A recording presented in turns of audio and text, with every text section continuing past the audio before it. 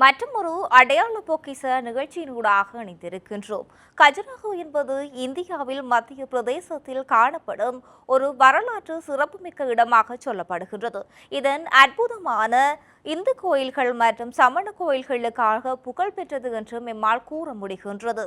இது குறிப்பாக அதன் நுணுக்கமான மற்றும் பாலியல் சிற்பங்களுக்காக உலக ரீதியில் அறியப்பட்ட ஒரு இடமாக சொல்லலாம். இதில் உலக பாரம்பரிய தளமான யுனெஸ்கோ பெயரிடப்பட்டும் இருக்கின்றது.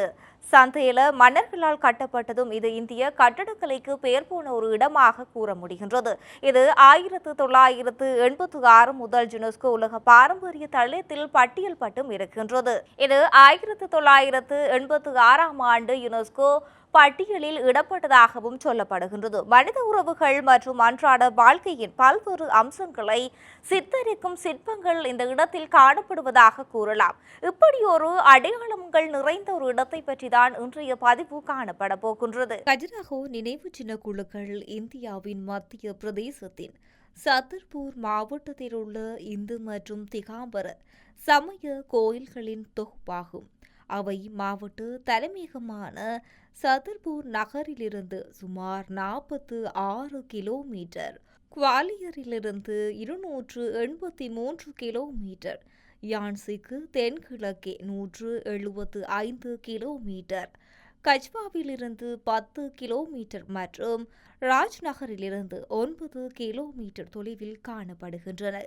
இந்த கோவில்கள் அவற்றின் நாகராபாணி கட்டடக்கலை சின்னங்களுக்கு சில சிற்றின்ப சிற்பங்களுக்கும் பிரபலமானவை. இந்த கஜுராஹோ கோவில்களில் பெரும்பாலானவை கிறிஸ்துவுக்கு பின் 885 முதல் கிபி 1000 வரை சந்தேலா வம்சத்தினரால் கட்டப்பட்டதாக சொல்லப்படுகின்றது. இந்த கஜுராஹோ கோயில் தளத்தில் 12ஆம் நூற்றாண்டில் 85 கோவில்கள் இருந்தன.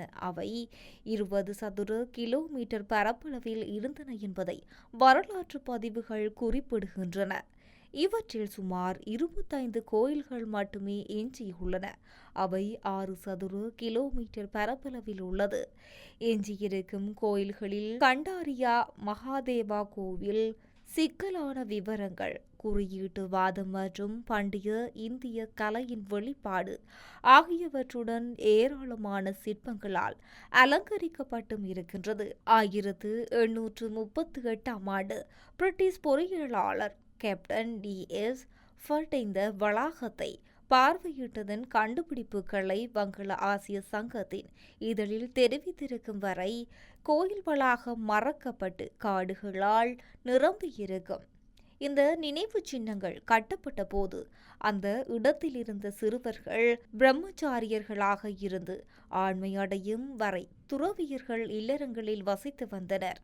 மேலும் இந்த சிற்பங்கள் வீட்டு உரிமையாளர் என்ற உலக பாங்கை பற்றி அறிய அவர்களுக்கு உதவியது.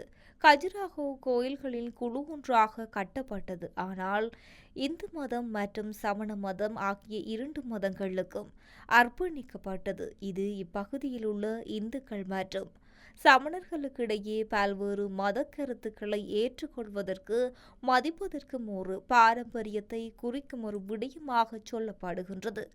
அவற்றின் சிறந்த கட்டிடக்கலை, கோவில் வடிவங்கள், பன்முகத்தன்மை மற்றும் சந்தேலா நாகரிகத்துக்கான சான்றுகள் காரணமாக கஜுராஹோவில் உள்ள நினைவு சின்னங்கள் 1986 யுனெஸ்கோ உலக பாரம்பரிய பட்டியலில் பொறிக்கப்பட்டும் இருக்கின்றது.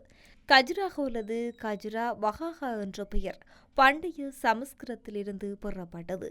கஜுரா என்றால் பேரிச்சம்பழை மற்றும் வாகா என்றால் சுமந்து செல்பவர் அல்லது தாங்குபவர். கோயில்களின் வாயிலாக 2 தங்க பேரீச்ச மரங்கள் இருந்ததாக உள்ளூர் புராண கதைகள் கூறுகின்றன. அவை மீண்டும் கண்டுபிடிக்கப்பட்ட போது காணாமல் போயினதாகவும் சொல்லப்படுகின்றது. இந்த கஜுராஹோ என்பது தோள் தாங்கிச் செல்லும் தெய்வத்தையும் குறிக்கின்றது. அது அவர் தமது கடுமையான வடிவத்தில் பாம்புகள் மற்றும் தேள் மாலைகளை அணிந்துள்ளார். தெய்வமான சிவனின் மற்றொரு குறியீட்டு பெயர் என்றும் சொல்லப்படுகின்றது. 1850கள் மற்றும் 1860களில் கன்னிங்ஹாமின் பெயரில் மற்றும் முறையான ஆவணப்படுத்தல் பணிகள் பரவலாக ஏற்றுக்கொள்ளப்பட்டு தொடர்ந்து பயன்பாட்டில் உள்ளன. அவர் கோயில்களை லட்சுமணனை சுற்றியுள்ள மேற்கு குழுவாகவும் ஜாவேரியை சுற்றியுள்ள கிழக்கு குழுவாகவும் துலாதேவாவை சுற்றியுள்ள தெற்கு குழுவாகவும் தொகுத்துள்ளார். இந்த கஜுராஹோ நினைவுச் சின்னங்கள் இந்திய மாநிலமான மத்திய பிரதேசத்தில் சத்தபூர் மாவட்டத்தில் புது தில்லிக்கு தென்மேற்கே சுமார் 620 கிலோமீட்டர் தொலைவில் அமைந்துள்ளது. இந்த கோவில் கஜுராஹோ என்று அழைக்கப்படும் ஒரு சிறிய நகரத்துக்கு அருகில் அமைந்துள்ளது. இங்கு சுமார் 24,481 மக்கள் வசிக்கின்றார்கள். கஜுராஹோ சிவில் ஏரோட்ரோம் கஜுராஹோ சேவையாகின்றது. இது டெல்லி, ஆக்ரா, வாரணாசி மற்றும் மும்பை சேவைகளை வழங்குகின்றது. இந்த இடங்கள் இந்திய ரயில்வே சேவையிலும் இணைக்கப்பட்டுள்ளது. நினைவு சின்னங்களின் நுழைவாயிலிருந்து சுமார் 6 கிலோமீட்டர் தொலைவில் ரயில் நிலையம் அமைந்துள்ளது. இந்த நினைவு சின்னங்கள் கிழக்கு மேற்கு தேசிய நெடுஞ்சாலை 75 சுமார் 10 கிலோமீட்டர் தொலைவிலும் சதர்பூர் நகரத்திலிருந்து சுமார் 50 கிலோமீட்டர் தொலைவிலும் காணப்படுகின்றது. ராஜஸ்தானில் உள்ள 10ஆம் நூற்றாண்டைச் சேர்ந்த பந்தேவா கோவில் கஜுராஹோ நினைவுச் சின்னங்களின் பாணியில் கட்டப்பட்டது. மேலும் இது பெரும்பாலும் சிறிய கஜுராஹோ என்றும் கூறப்பட்டு வருகின்றது. இந்த கஜுராஹோ நினைவுச் சின்னங்களின் குழு சந்தேலா வம்சத்தின் ஆட்சியின் போது கட்டப்பட்டது. அவர்களின் ராஜ்யம் முழுவதும் கட்டுமான நடவடிக்கைகள் உடனடியாக தொடங்கின. பெரும்பாலான கோயில்கள் இந்து மன்னர்களான யசோவர்மன் மற்றும் தங்காவின் ஆட்சி காலத்தில் கட்டப்பட்டன. யசோவர்மாவின் மரபு லட்சுமண கோயிலால் சிறக்கப்பட்டு காட்டப்படுகின்றது. விஸ்வநாத கோவில் மன்னர் தங்களின் ஆட்சி சிறப்பாக எடுத்து காட்டுகின்றது.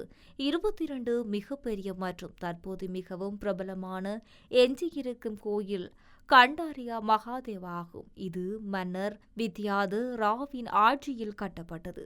தற்போது எஞ்சியிருக்கும் கோயில்களில் பல கிறிஸ்துவுக்கு பின் 970 மற்றும் 1030க்கு இடைப்பட்ட நிறைவடைந்ததாகவும் அடுத்தடுத்த தசாப்தங்களில் மேலும் கோயில்கள் கட்டி முடிக்கப்பட்டதாகவும் கோயில் கல்வெட்டுகள் தெரிவிக்கின்றன. கஜுராஹோ கோயில்கள் கலிஞ்சர் பகுதியில் சந்தேலா வம்சத்தின் தலைநகராக இடைக்கால மாநகரமான மஹோபாவில் இருந்து சுமார் 35 மைல்கள் தொலைவில் கண்டெடுக்கப்பட்டன. சுமார் 35 தொலைவில் கட்டப்பட்டன.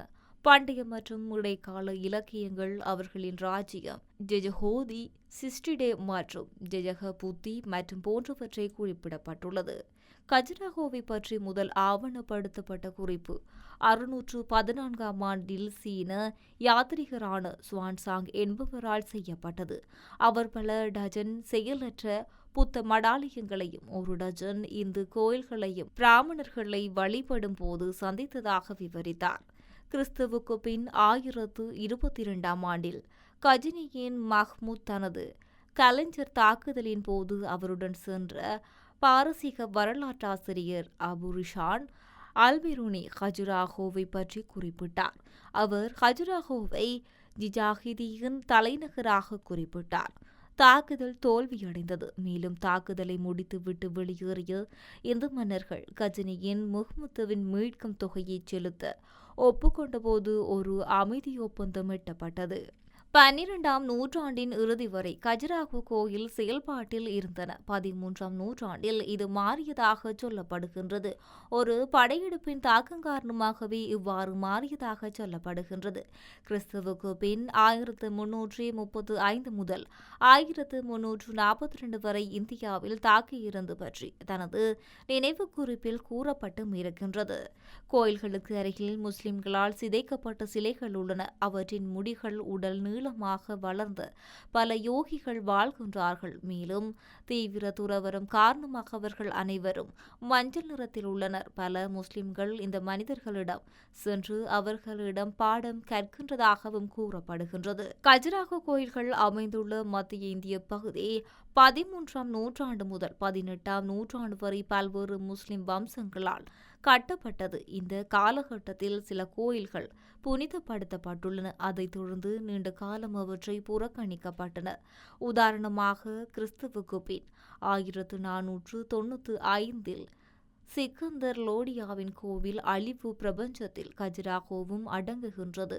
கஜுராஹோவின் தொலைதூரம், தனிமைப்படுத்தலும் இந்து மற்றும் சமண கோயில்களை முஸ்லிம்களால் தொடர்ந்து அழிக்கப்படுவதிலிருந்து பாதுகாத்தன.